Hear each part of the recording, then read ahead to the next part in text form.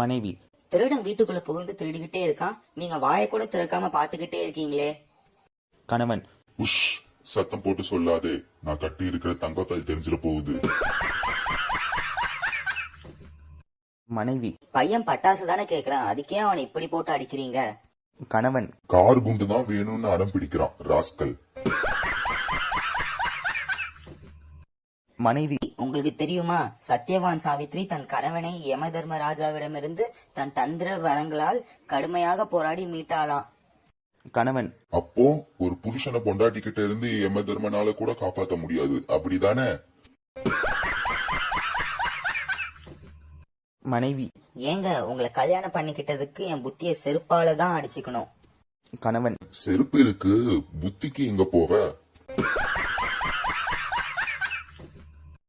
மனைவி. நீங்க எனக்கு அழகான பட்டுப்புடவை வாங்கி கொண்டு தர மாதிரி கனவு கண்டேன்.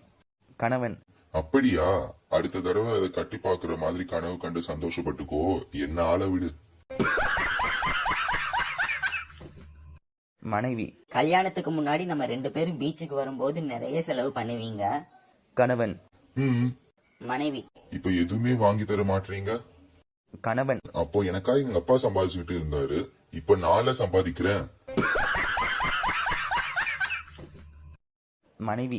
ஏங்க, உங்க ஃப்ரெண்டு பாத்திருக்க பொண்ணு நல்லாவே இல்ல, நீங்களாவது சொல்லக்கூடாதா? கணவன். நான் ஏன் சொல்லணும்? மனைவி. நீங்க அவர் ஃப்ரெண்டு தானே. கணவன். அவன் மட்டும் எனக்கு சொன்னானா என்ன? மனைவி. என்னங்க, ஏதாவது விலங்குகள் பூங்காவிற்கு கூட்டிட்டு போங்க. கணவன். சரி கிளம்பு. மனைவி. எங்க போகலாம்? கணவன். உங்க வீட்டுக்கு தான்.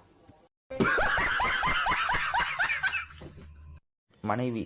சீக்கிரம் வண்டியை மறுபடியும் வீட்டுக்கு ஓட்டுங்க, ஸ்டவ் அணைக்காம வந்துட்டேன், வீடு எரிஞ்சிட போகுது. கணவன். கவலைப்படாத, நான் அதுக்கு தான் குலைய மூடாமே வந்திருக்கேன். மனைவி. என்னங்க, பிச்சைக்காரனுக்கு 100 ரூபாய் போடுறீங்க, பண கொழுப்பு அதிகமாயிருச்சா?